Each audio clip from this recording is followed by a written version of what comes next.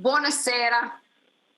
Welcome, everyone. Benvenuti to Deruta, gem of a medieval hill town of Umbria.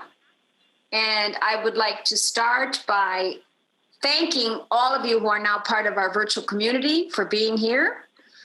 Thanking many of you who've sent in donations already. I appreciate it very much for the work. Thank you for those who will be sending in donations. Thanks to Rick, thanks to Julia. And let us get started on our explorations of the wonderful hill town of Deruta. Deruta is a medieval hill town south of Perugia, and it was probably built upon Roman foundations, although we know that people have lived on this hill since the Neolithic period. They've been able to find evidence of this. But since the Roman period, this little hill town has undergone destruction after moments of destruction, after reconstruction for many centuries. After the Roman period, the Goths attacked and destroyed much of the town.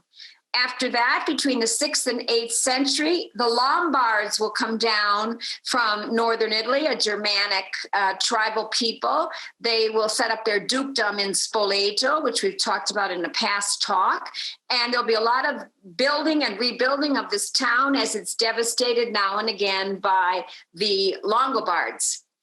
And then after this Longobard, conquest of the town and devastation, the town again is rebuilt and it becomes quite flourishing by the 12th century. The name of the town gives us an indication of the travesties of past centuries. Ancient names include Ruto, Ruta, Rupto, Diretto, Deruta, all deriving from the root word rompere, to break down, thus indicating the destruction and ruin of this little town over the centuries. However, in the 12th century, the town will blossom. In the 12th century, the Emperor Henry VI, who's one of the two sons of Frederick Barbarossa, will grant Deruta the right to have its own podestà or mayor. This becomes a flourishing period for the town, and about this time also for the production of the ceramics in the town, which begins to flourish, especially around the end of the 13th century. As of 1277, we find documents which indicate that the purchase of certain objects may be acquired, made of the clay of Deruta. The terminology they're giving it at that time is objects ad modum matonum de Deruta, objects made of clay as they did in Deruta. As of 1287, the Vazai, or the potters of Deruta, have permission from the city authorities to actually sell their ware. Initially, production was mostly in simple terracotta for domestic use, and a document of 1290 confirms the furnishing of domestic pottery objects to the Franciscan monastery of Deruta, which dates to the 11th century, and it was perhaps a Benedictine monastery before it was Franciscan. We can see that monastery right in this photo. And the monastery is now the seat of the Deruta Museum. It would be right here. It is adjacent to the Franciscan church. The Franciscan church has this bell tower of the 18th century. It also has another bell tower on this side, earlier in medieval. And we're also going to be talking about City Hall, and this here is City Hall. So this is the little castle village of Deruta. This convento will be restored over a period of time, and as of 1898, it is the Museo Regionale della Ceramica, the first museum of ceramics ever built in this country. Guilds producing ceramics are documented as of 1336, but production was long before that. As of the 15th century, 4 priors of the ruling council of Deruta may be from or will be from the guild of the Vasai, the potters. Every other guild has permission to have one of its members as part of the city council. So it's already extremely prestigious. The museum is first housed in the 14th century Palazzo dei Consoli. This is medieval city hall. I think you can clearly see the lower level is medieval. Notice the bipartite windows that we call bifore in Italian, the Gothic pointed arch over the door. This is the lower 14th century part. The upper parts were added centuries later. This is the site of the first museum, which was called then Museo Artistico per I Lavoranti in Maiolica. So this is not per I. This is literally the first name, pei, meaning for the workers in Maiolica, the artistic museum for those who work in Maiolica. So this is the first museum of Deruta. It starts with about 180 pieces in the collection. The collection will include broken pot shards found in excavations around Deruta, and will include the watercolors of a young Derutese gentleman called Apinolo Magnini. I put his name here. And he did many watercolors of ancient ceramics while living in Rome, and these will enter into the collection. This altar here is in the Church of San Francesco in Deruta. It was done in the late 19th century on design of Apinolo Magnini, and the ceramicist who did the work was a talented ceramicist, Angelo Micheletti, who was not only a ceramicist, but a doctor and a surgeon. And he was the first director of the Museum of Ceramics of Deruta. The museum is now housed in the former Franciscan monastery, which would be called a convento in Italian. And we call it truly, as one historian said, who I was reading about in preparation for this talk, he called it un museo di evergetismo, euvergetism or evergetism, signifying to do good deeds. That is the ancient custom practiced among the Greeks above all, and the Romans too later and through the Middle Ages. That is the distribution of a portion of one's wealth to the community. And in fact, this is a rich, rich collection because countless pieces in the museum result from donations and or deposits. You can see here how vast is the museum. It's on 4 floors. It is absolutely not to be missed. And I'm delighted to tell you that it opened again today, May 8th. It is officially open. You can visit it whenever you want. Just book your visit online. When I wanted to see it last week in preparation for my talk, it was closed. Well, I called a friend from Deruta. He called one of the assessors of the city, and she called me and said, come visit the museum. We're opening it for you tomorrow. I arrived at the museum in the former Franciscan monastery, and what a welcoming committee. The mayor was there with some of the other city council members, and young Daniela, who is an archaeologist who works in the museum. She was there to give me a tour. We started our tour in the area on the lower level called the area of the Fornace, which is the area of the kilns. And on the lower level, there are kilns of the 14th and 15th century, which were unearthed in 2008 when they were building a parking lot right near the museum. So they just incorporated the kilns into the museum. Truly something wonderful. And an interesting thing to note in these kilns is the area called il butto. Buttare in Italian means to throw away. And il butto was the hole or the place where potters threw away broken pieces pieces that failed in the kilns, pieces they were not pleased with. They were thrown away into the throwaway place called il butto. So there's two sections there where you can see il butto. Probably the first ceramics produced in the Deruta area, and they're included in the museum, were those of the 14th century. That is the first glazed, shall we say. Before that, it was simple terracotta objects. Let us remember, terracotta meaning cooked clay.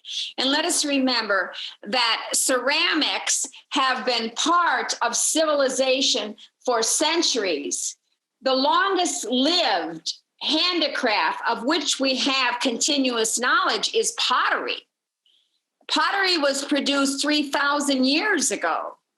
2,000 years ago in China. And in the beginning, pottery was simply clay left to dry. Then it became fired, and it was fired into cooked earth, the terracotta. Now, then they start dipping that terracotta in a mineral glaze and firing it again, and that is what maiolica is. The name maiolica probably derives from the island of Majorca, because there was an extensive maiolica production in the Hispanic Moresco area, we would call it. Spanish, Spain, the Moorish area, North Africa. And there was an active production from the 10th to 12th century. By the 13th century, the Italian wealthy are enticed with this work. They're bringing it into Italy, probably warehousing it on the island of Majorca. So we think the name maiolica comes from the word Majorca. So this is 14th century maiolica. The first colors used were greens and browns. The greens from copper, the browns from manganese. And here we have some more of the maiolica of the Middle Ages, some of the oldest, 14th century, in the Museum of Deruta. There is a kiln in the area of the kilns on the lower level. This kiln, 14th or 15th century, the smallest one was a fornace, or a kiln for lusterware. Lustro, as it's called in Italian.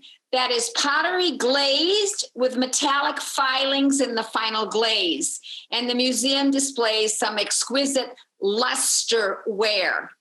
And here you can see some fine pieces of the lusterware of the museum, the lusterware dating from the 16th century generally. Lustrous, isn't it? And it's due to the final glaze. Probably the oldest piece of luster that we know about that is on display in any museum in the world is the Martyrdom of Saint Sebastian. It would have been made probably in Deruta in 1501. It is in the Victoria and Albert Museum in London. The museum has some beautiful plates, which were painted and then used for celebrations, for special occasions. This plate is called Bella Giulia. And plates made for special occasions were called piatto. This plural would be piatti, but this is a singular here, right? This is a piatto da pompa, a plate for celebration. The word coming from the Latin pomposus, meaning solemn. So piatti di pompa, there's a fabulous collection in this Museo della Ceramica in Deruta. Here are two very fine pieces. These are piatti da pompa, and they're called piatti of Belladonna, of the beautiful woman. They are 16th century. And you could see an obvious display of the abundance of these beautiful women. One of the finest pieces in the museum is also this tray of azoio. This is an exquisite piece of the mid-16th century. In the center is an allegory of the virtue of prudence. The collection contains various objects, including a holy water font of the mid-17th century, more than one of them. A scaldaletto of the mid-19th century. This is a bed warmer. Look at the elegance put into this bed warmer, which was a pot simply to hold coals, and then you'd put ashes over them and keep it near your hands and feet under the table to warm your guests. Scaldaletto, that's mid-19th century. Another stunning piece in the museum is this lavabo, a wash basin of the early 13th century. Medallions surround it. There's 8 medallions around it, and the medallions are representing the different cycles of life. I think one of my favorite ceramicists of the more contemporary ones in the Museo della Ceramica is certainly David Zipirovich. David Zipirovich was born in Odessa, Russia. He went to Paris to study at the School of the Beaux-Arts. He won a scholarship to study in Rome. And as of the mid-1920s, he is asked to come to Deruta, where he will direct a cooperative, the cooperative called Maiolica di Deruta. I think he comes to Deruta in about 1922, and he will stay in Deruta till 1927 when he returns to Russia. And this museum houses some of his extraordinary pieces. He really specialized in the reproduction of Renaissance masterpieces. And I would like to show you a few of his masterpieces. And I've arranged them in this way. His plate is on the left, the masterpiece is on the right. This is his plate representing Botticelli's Madonna of the Magnificat, 1483 in the Uffizi.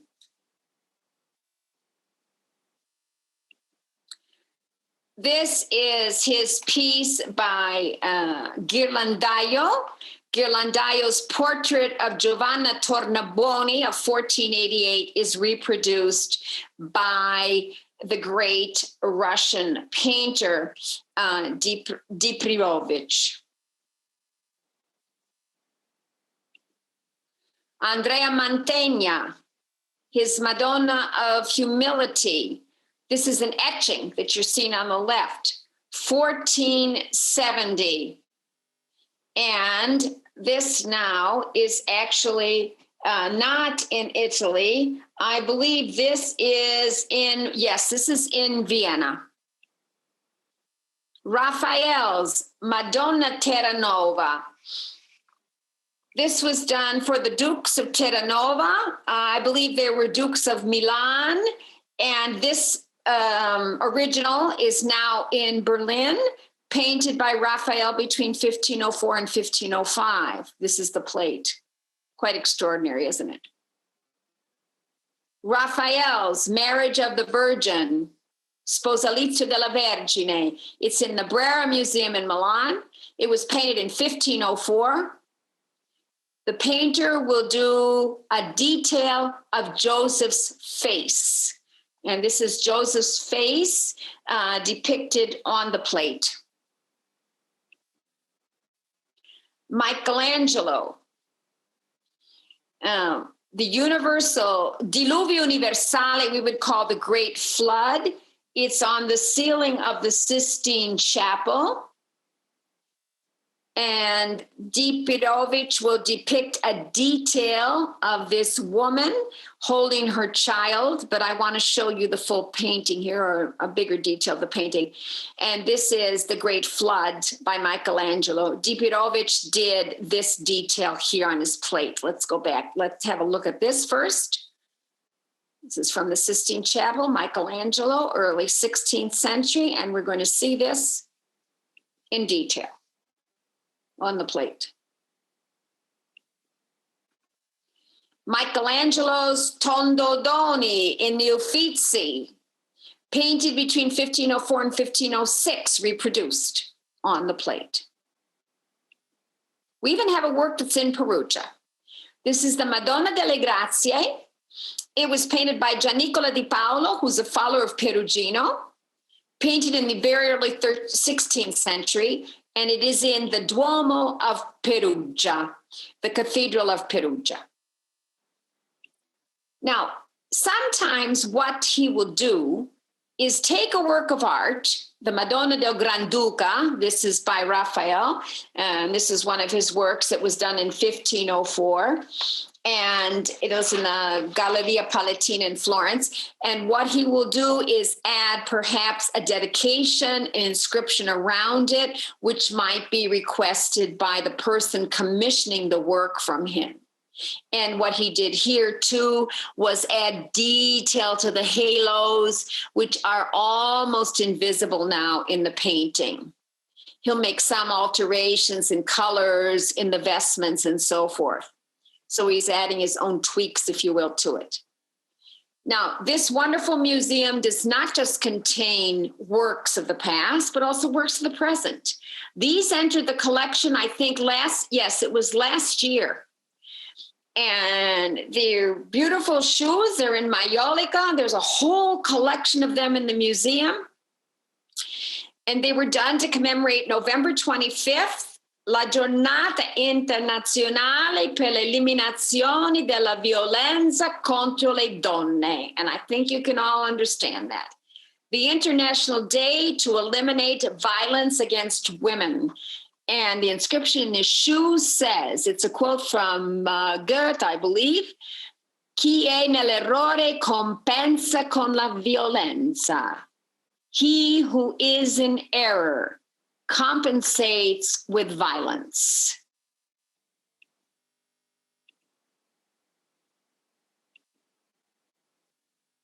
There's a beautiful piece. Julia said to me, Mom, what do you suppose the melting shoes are? And I said, I think it's actually representing blood. And you can see it's displayed on a beautiful maiolica table in the museum. So you can see this museum. It's fascinating, isn't it? It really is something to see. Deruta merits a visit. The museum merits a visit. Over 6,000 objects in this museum. It merits more than one visit. You'll want to take in a bit at a time. I'm mentioning to Rick now, who's asked about coming to Italy. I did do a Perugia Deruta tour. Some of you who are listening have been on that with me.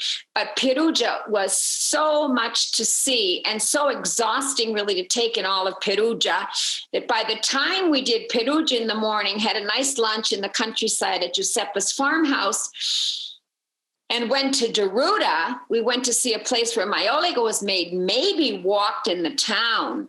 It's too much for a day, so my new tour, stay tuned for it, will be Torgiano in Deruta, with the extraordinary wine museum that was the subject of my Zoom, the Wine Mystique, and then a country lunch in Deruta, and then plenty of time in Deruta, because we also want to go and see how maiolica is made. How is this double-fired pottery made? Here we see a selection of maiolica. Some of you may recognize the pattern in the center, Raphaelesco, painting like Raphael, because he had these motifs in his work that were imitating the grotesque, if you will. Those paintings they thought were in a grotto. They were in the Golden House of Nero, discovered in Rome in the 1st century AD. So this is one of the common patterns. This is Raphaelesco. This pattern here is called Rica Deruta. Most of the great producers of maiolica in Deruta, and there are over 300 of them, will all produce a version of Raphaelesco and Rica Deruta. They'll give it their own input, their own twist, if you will. And then they'll have designs of their own. When I recently went to see the maiolica being made, there were 5 young women working, producing. This factory here, this workshop, has a lot of orders going out to restaurants in France that are now buying all of their maiolica. And it was really wonderful to talk to these young women. They were all masked. None of them at all minded being photographed. And one thing that I asked them when they worked is why they were doing this. And the answer of all in one way or another was passione. And this young woman here, when she was painting, and I asked her, why are you doing this? And she told me this. This is her exact quote. Let me see. I have written it down. Now, this is Francesca. I've dedicated my life to what I do here. I can't imagine doing anything else, nor holding anything but my paintbrush. And she's painting, and what she's doing to steady her hand is using her left hand to steady her right hand. The maiolica has been dipped in metallic glaze or mineral glaze. Then the stencil has, pounced the design onto it. Then they're individual, all the pieces are individually painted. This woman painting, this is Michela, and no, this is Letizia, pardon me. And I said, why are you doing this? And she said, thank God I'm finally doing this. She was working in a hotel, and now she's able to paint maiolica. She said it's become her passion. She's only been doing it for a couple of years. To steady her hand, she's holding a rod, which is like a broomstick, if you will. So this steadies the painting hand. Massimo throws all the pots. Massimo, why do you do this? Per la passione, he told me. He's been throwing the pots since he was 16 years old. So without dating him, it's nearly 50 years. He absolutely loves what he does. The owner of the workshop told me that he often comes in on Sunday morning with the excuse that I've just got to do a couple more pieces that I didn't finish. He said he can't stay away from the clay. The clay soil is the reason that maiolica will, grow this industry in Deruta. The clay in the hills and the clay because it is near the Tiber River. So this has always been an area rich in clay. There is not the clay anymore that there was, and the clay that they are using is from Borgo San Sepolcro. They too, many of the great maiolica workshops in Deruta, like this one, will produce piatti di pompa.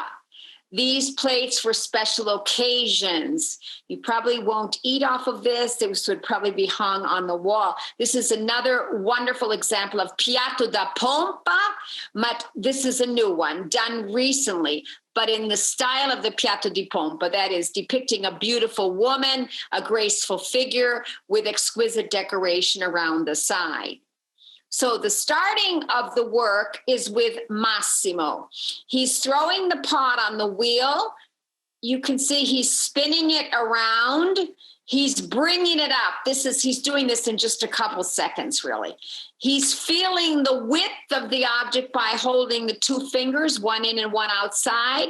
Then he puts his hand in to create the width he wants of the aperture. With the other finger, he's feeling the width on this side. After he's thrown the pots, they will be put to dry for 2 to 6 days. It depends on if it's winter or if it's summer. Obviously, in winter, it will take longer. Then the pots, all the work is fired in a kiln at 120 degrees centigrade. Out of the kiln will come terracotta, cooked earth. The terracotta objects are then dipped in a mineral glaze. This is young Danilo dipping them in a mineral glaze.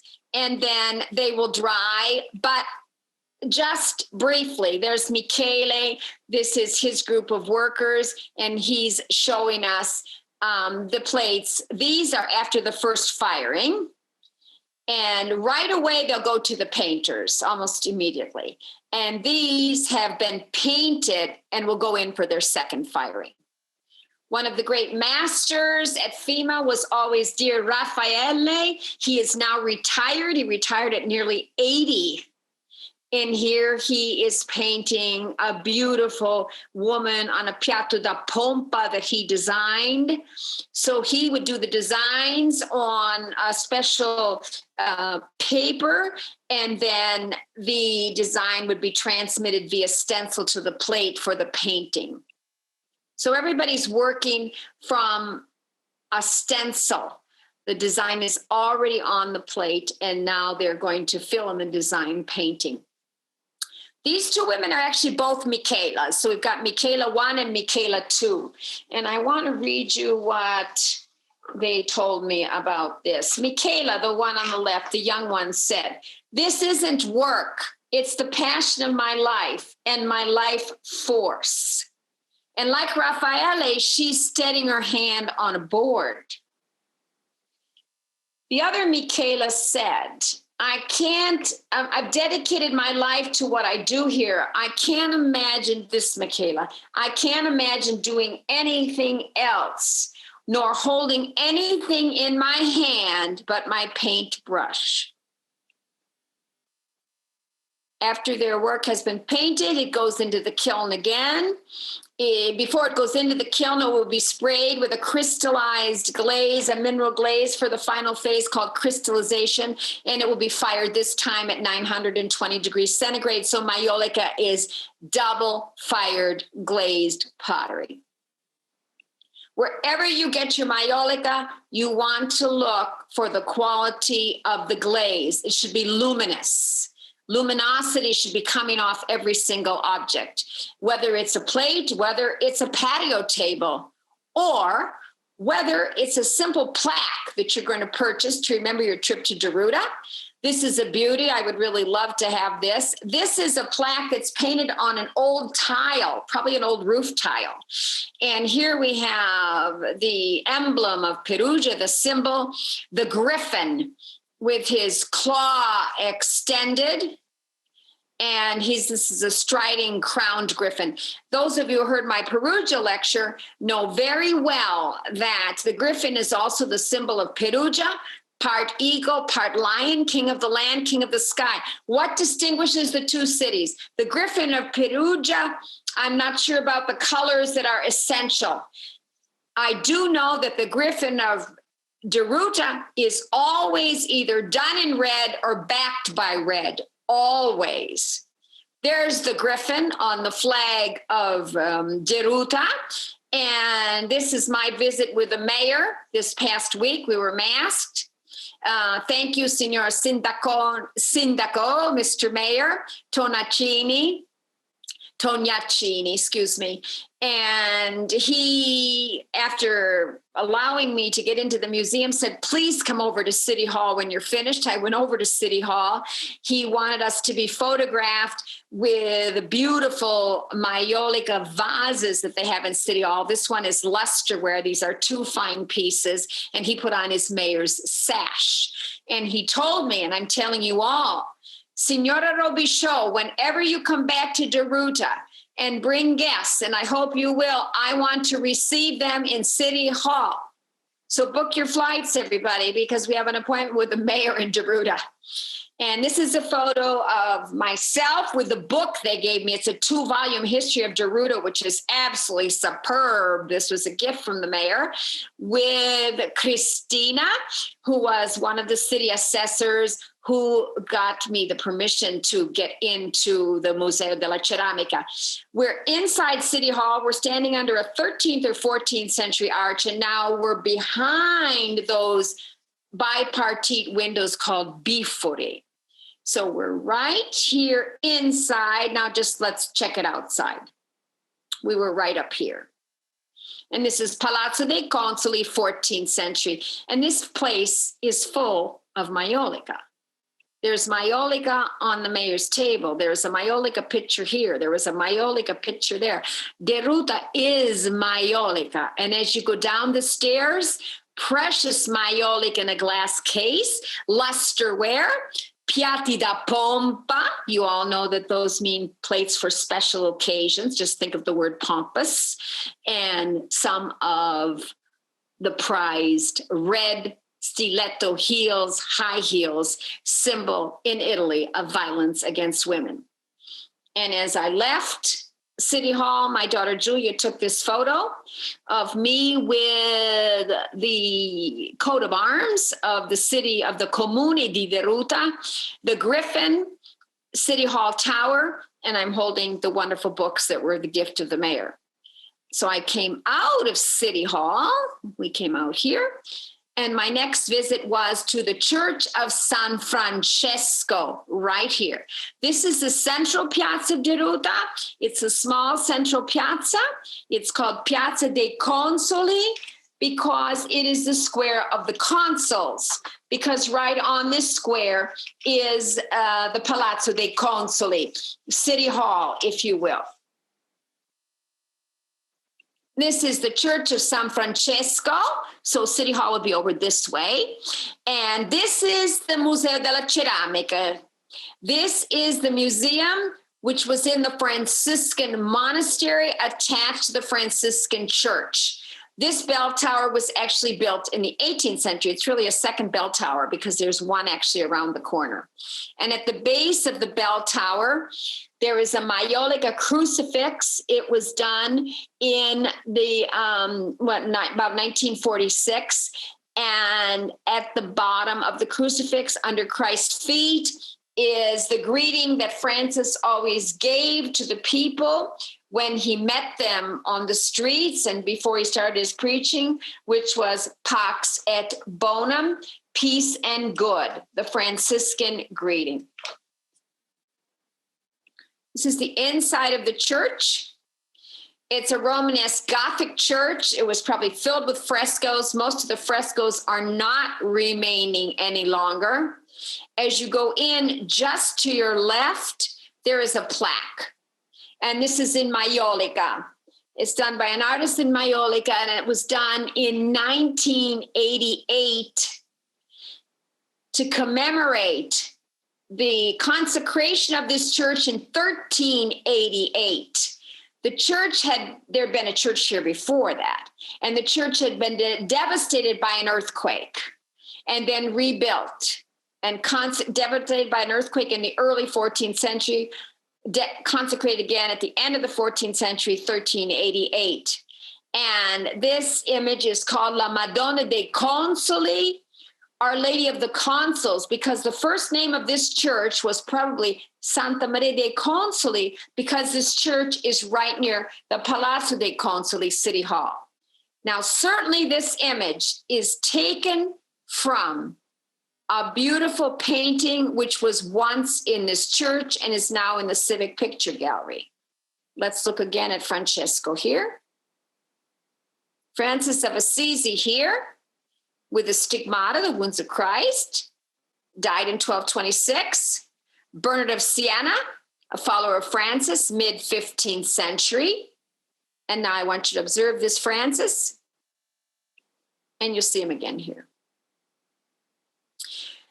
That maiolica panel, recent and modern, the image was probably taken from this panel painting by Niccolò Alunno, who's a painter from Foligno, the Madonna dei Consoli, and Our Lady of the Consuls, if you will. It was done in 1457.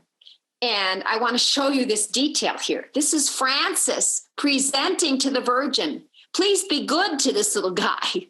After all, he's the one who paid for you. This is the patron. He's being, see Francis' hand? He's being presented to the Virgin. And you can see the brocade along her garment says, Ave Maria, full of grace. And this is the name, Jacopo Rubens, I think his name was. His name is on there saying that he did this. Now that's your straight ticket to heaven in the Middle Ages. Alas, alas, this center beautiful piece was part of a triptych. So it would have had two sides. And I read that the two sides were sawed off, I believe in the 19th century, by the Father General of the Franciscan monastery, who then sold the pieces. Nicola, Francioli detto means called, worked on the floor of the Church of San Francesco, the floor of which 200 maiolica tiles survive and are in the Museo della Ceramica, were painted, as you can see, in 1425. And they probably were on the floor of another church first called the Holy Angel Church, and then transferred to the Church of San Francesco. maybe in the 18th century, they were found, the tiles, under the floor when it was being restored in 1902. And now the 200 remaining pieces of this beautiful maiolica floor are in the Museo della Ceramica. There's a reproduction of the pieces on the wall of a home and above a store in Deruta. This is the floor of the Church of San Francesco. And there's a panel that they have displayed showing one of the tiles, the tile with, you can see the symbol of Deruta, the griffin and the tower, the crown griffin.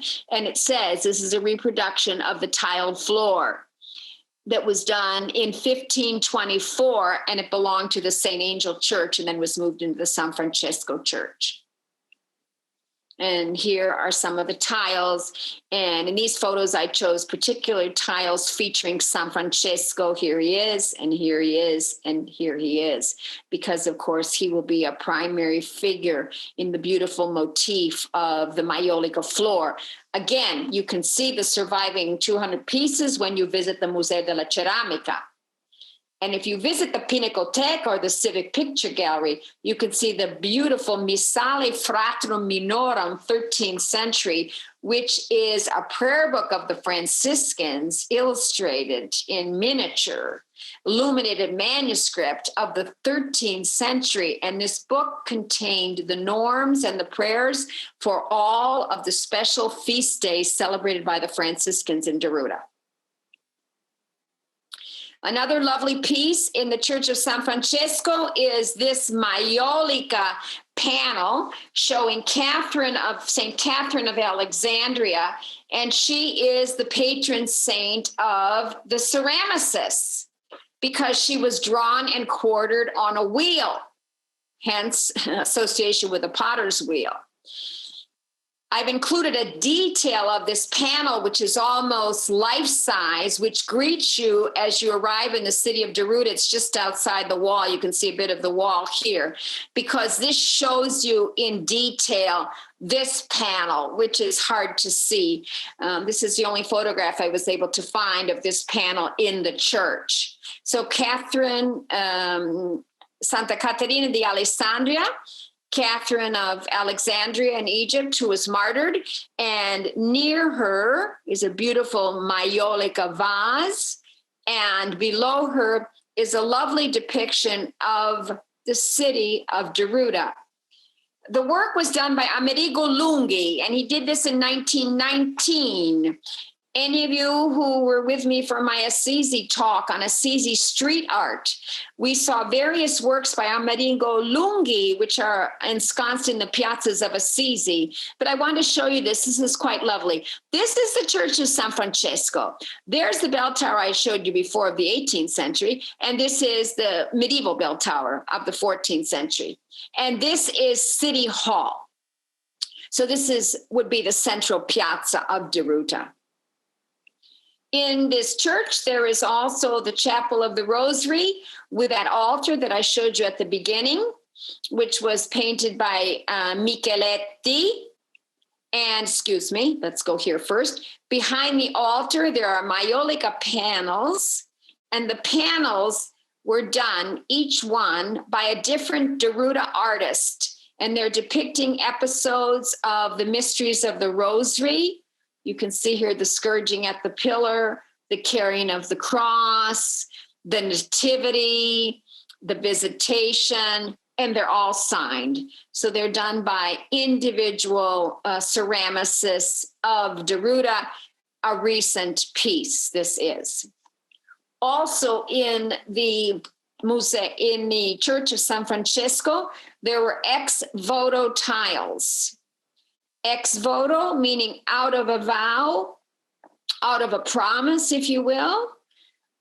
And they always have on them the PGR, meaning per grazia ricevuta, for a grace received.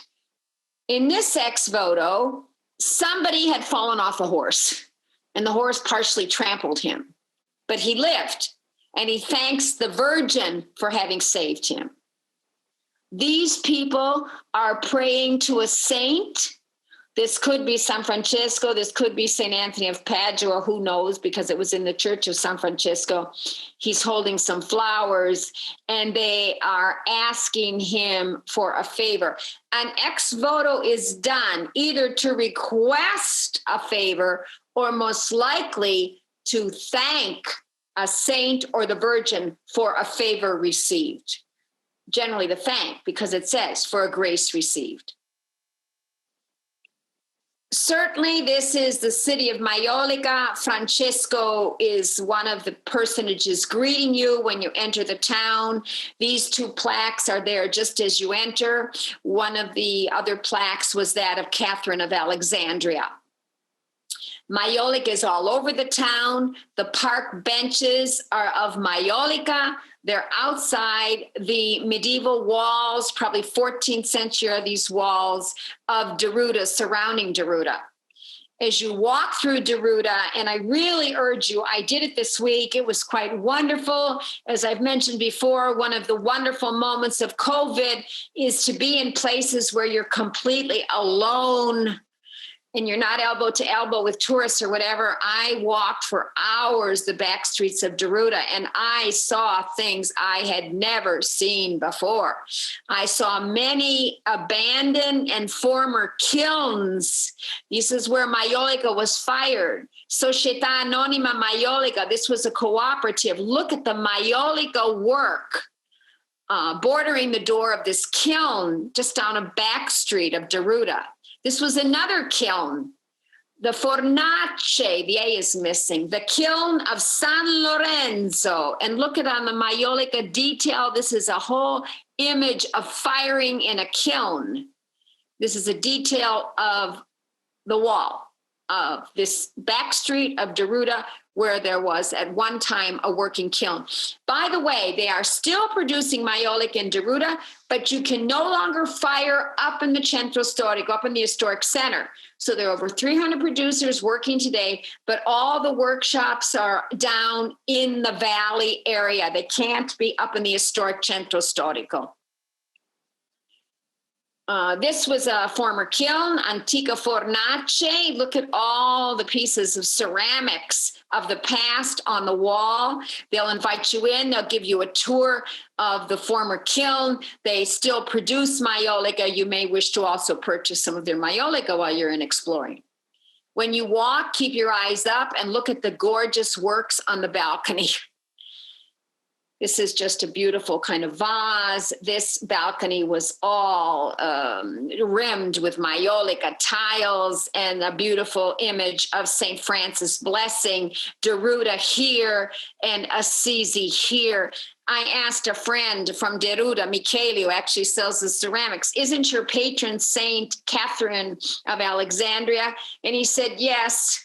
It's not Francis of Assisi, is it? And he said, no, not really, but yes, he is. For us, he is. They consider him a co-patron saint, although he isn't officially.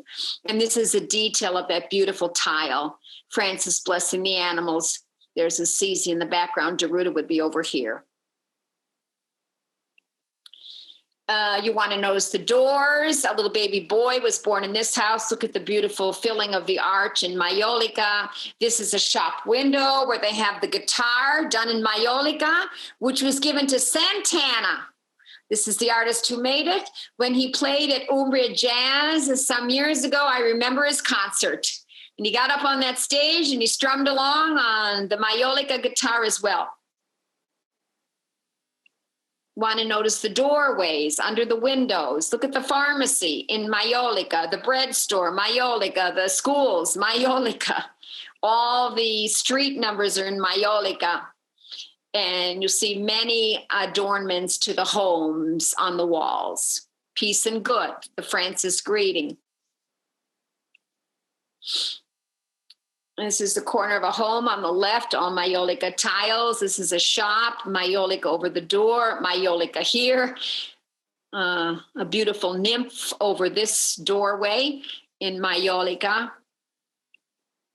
And there's a street, and if you walk down the street, there must be 26 to 30 tiles on the walls.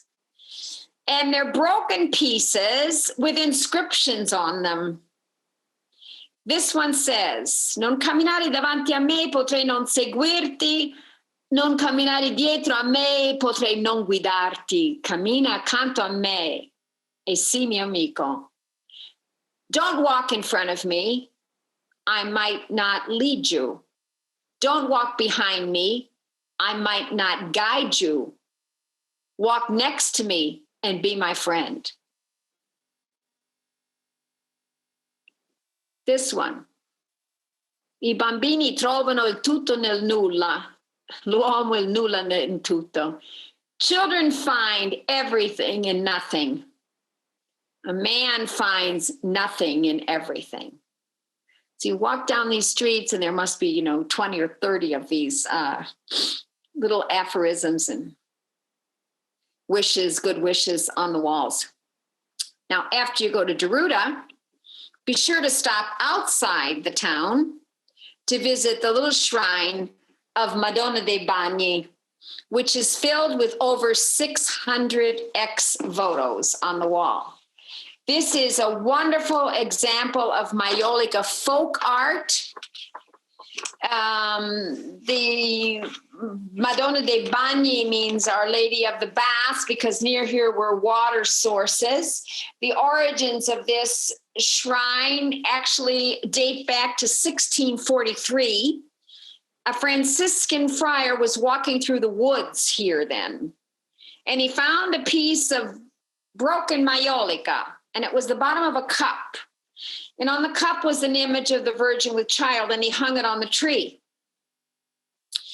And in 1653, a merchant was walking around the same path, and he found the piece on the ground. It had fallen out of the tree. And he fixed it more carefully into the tree. In 1653, this merchant called Cristoforo fixed it appropriately on the tree, and he went back in 1657, 4 years later, to pray to this Madonna. And he asked her to take care of his wife, who was ill at home and bedridden. He prayed, he thanked the Madonna, he returned home. This was in March of 1657, and his wife was up and happily sweeping the house. In July of that year, he and his wife returned to the tree with a plaque to thank La Madonna dei Bagni. Now let me show you. This is the tree. This is the image of the Madonna, and I want you to have a little bit of a close-up. Here's the tree behind the altar. They later created a chapel around it. There are over 600 thanks for favors received on the wall. But this is the tree. It is dead now, but the chapel was built around this tree. It was an oak tree. This is the little cup, which the Franciscan put in that tree, and then the merchant Cristoforo put in the tree. And this is La Madonna dei Bagni, Our Lady of the Baths. This is the image of the Virgin holding the Christ child. Now, if you went around the back of the altar, you could see the tree, and you could see this plaque. And this plaque was brought to the Virgin. The people had it painted as thanks to her for having cured the woman. This is Cristoforo. This is his wife. They had this done in 1657, and this is the first maiolica ex voto that was done. And the text says, let's see if I can read this Italian of the 17th century. The merchant put on the oak tree the image of the Virgin asking her to take care of his wife. And when he returned home to Casalina, he found his wife outside of bed in perfect health, and she was sweeping the house. So this is the first ex voto of this little shrine. They hung it up, and in 1657, the same year, The Bishop of Arezzo, who was staying in Perugia at the time, heard about the miracle, and he affirmed it as a miracle. And he placed the first stone for the laying of a small church, which will be finished in 1658. But then the church is increased in size, and another one will be finished and dedicated years later. Here are a couple of the maiolica ex votos. You can see this one was done in 1662. Since this is an agricultural area, many of the ex votos are thanking the Virgin. She's always up in the corner. There's always for grace received, per grazia ricevuta, for having taken care of an oxen or a horse, things that are necessary for a farm family to live. So here's the whole family praying and thanking the Virgin because their oxen survived. You can imagine what a death of an oxen would be for a farm family. The oxen plowed the field. The oxen gave them meat. So many of the images have the oxen. Here's a couple more. And this guy thanked her because his oxen, I guess, tried to butt him with his horn, and he apparently lived. Some of the more modern ones, because you can still have an ex voto made and hung in Madonna dei Bagni. I know our dear friend Giuseppa, the farm woman who would cook these wonderful lunches for us. She has, and her husband had one put up in this sanctuary because their son survived an accident. He cut himself while butchering a lamb, I think, and he survived, and the whole story is on a tile now. So this is a woman, 1993, thanking the Virgin for a good pregnancy. This is someone who survived the war in 1993, someone who was not killed when he ran a red light on his motorcycle. These are thanks for the Madonna of the Bagni having saved them in a car accident. And so there can be a variety of themes. Many are about illness and return to health, thanks to intervention of Madonna dei Bagni. I know this woman who had this done. They had this done very recently, 2008, because I think their gas tank was losing gas, emanating gas, and they weren't suffocated. They lived, and they thanked the Madonna dei Bagni. This is somebody who had an accident, fell off some scaffolding, and was saved, and her whole story is told there as well. This is a friend, Luca, who also does some wonderful maiolica, and we went together to Madonna dei Bagni, and he was showing me the difference in originals and reproductions of stolen ones, because alas, in 1980, 200 of these precious maiolica folk art wonders were stolen. At that time, this church was locked up and no one was there. Now there's a community living nearby. In 1980, 200 panels were stolen. 40 were broken and pieces left on the ground. Between 1980 and 1987, La Madonna dei Bagni was closed, then reopened. Many of the pieces were restored and put back.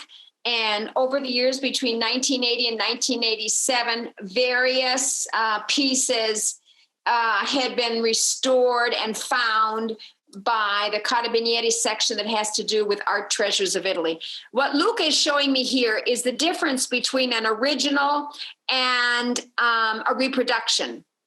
Because some of those that were stolen, if they knew what it looked like, they reproduced it. And this is the difference. These are all originals. This is a reproduction. And I don't know if you're close enough to see it, but when they did the reproduction of a stolen piece, they made it look crinkly as if it were aged. And also the frames are slightly different. So this is an original one. This is a reproduction of one of the stolen ones. These are all originals. This is a precious one.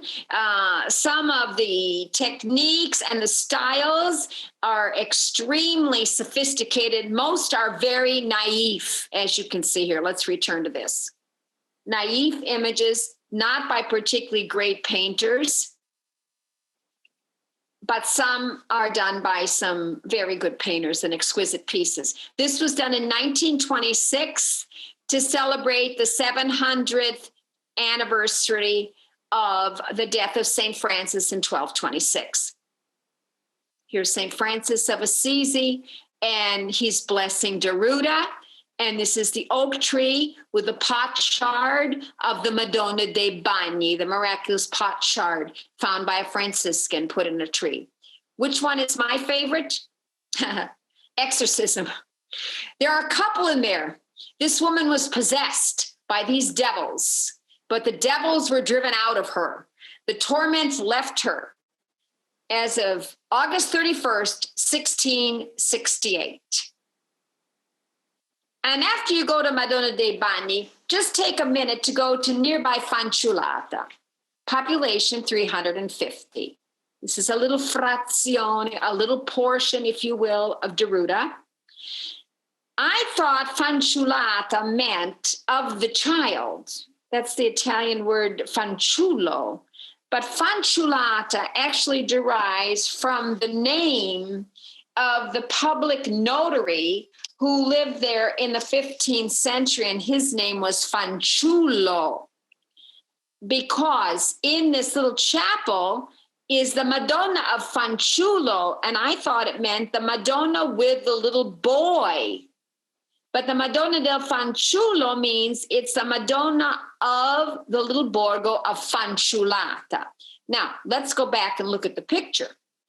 This is the church where that little image, where that beautiful image is. You would only know it's a church by this bell tower. It's attached to the house of Signora Laura, who has the key. She has a little tobacconist shop right here. I'd read about this, how to get in, how to see it. I called Giuseppa, dear rural friend who'd cook those wonderful lunches for us on our Deruta tours. And I said, do you know how to get in to see the Madonna del Fanciullo? And she said, the keykeeper is a relative. She called up Signora Laura, and the next day, Pino and I were in. Here's Signora Laura, and she's the keykeeper. And thanks to her, we were able to see this lovely Madonna del Fanciullo, painting by Bartolomeo Caporali of 1459. This could be the oldest painting we have of Caporali. He is a student and he's a collaborator with the great painter Benozzo Gozzoli, who frescoes in Florence, frescoes in Montefalco. And the date of the Fanciullata fresco is painted along the bottom. And for Ugolini, who's an art historian and a Franciscan art historian, Ugolini says that the date is important. It is the oldest dated work that has come down to us from Benozzo's best student, is what he says. And Ugolini also wrote this. He said, let me just see I just wanted to read to you what he said about the Madonna del Fanciullo. He considers it the most exquisite work that he ever did. And he said it is not just because he was from that area. This was just a little roadside shrine, most probably. And let me show you here. The Madonna del Fanciullo, 1459. Here's the date. And then we have this inscription, Riluminata, relighted. That means that it was later restored. And here she is, 1459, the Madonna enthroned, holding the Christ child, surrounded by 4 angels. 2 are playing instruments, 2 are with hands folded in prayer. God the Father is above in the roundel blessing them. On the Madonna and child's left, as we look at her, it would be on her right, is St. James. St. James the Apostle is the patron saint of Spain. Some of you may have walked to San Giacomo di Compostela, St. James of Compostela.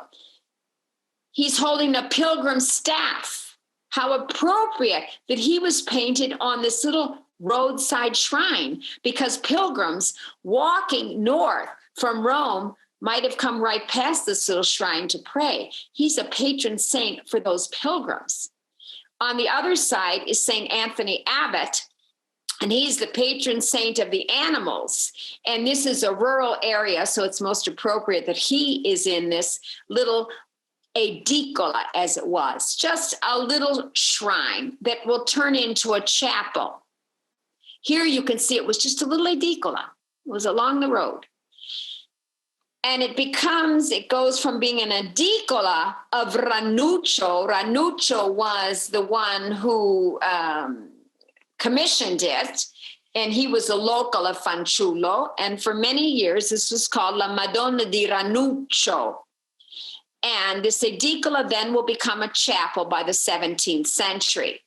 Flanking the niche are two saints, Saint Sebastian, 3rd century martyr, and often invoked at the time of an outbreak of the bubonic plague. On the right, Bernard of Siena. Here we have Saint Sebastian, and here we have Bernard of Siena, 15th century follower of Saint Francis of Assisi.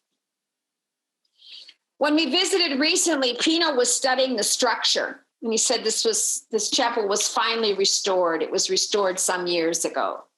And Signora Laura was sitting there and talking with Giuseppa, who is our friend and who is a distant relative of Signora Laura. And as Pino was looking at the fresco and the structure, basically, and the ladies were talking, I was studying the Madonna, and I wanted to get up close. And what intrigued me was to see she and the Christ child are each holding a rose, symbol of divine love. And not only that, but the Christ child is wearing a coral necklace. And it's not the only time I've seen a Christ child painted with a coral necklace. Here he is, painted with a coral necklace, 15th century. This is the Son of God. Coral keeps away the malocchio, keeps away the evil eye. So here's the Son of God in the arms of his mother, being protected so that nobody who's jealous of him for being God might hex him. Well, he's wearing his coral to keep away the evil eye. I'm wearing my coral, but not deliberately. I just thought of it actually, to keep away the malocchio. And I'm keeping away the malocchio so that the COVID will stay away long enough for all of you to return soon to Italy to come and visit me so that we can see Deruta together. Grazie mille for being with us. Thank you for being part of our virtual community. My dream is really to organize some kind of a tour for part of those who wish of the virtual community where you come to Umbria. I find a place for all you all to stay. We do tours together. We do cooking classes together. We relive moments of pleasure. And one of the places we'll certainly visit is Deruta, not Deruta, Deruta. Thank you for being with us. Thanks to each of you. And please know how very much your donations are appreciated towards my work.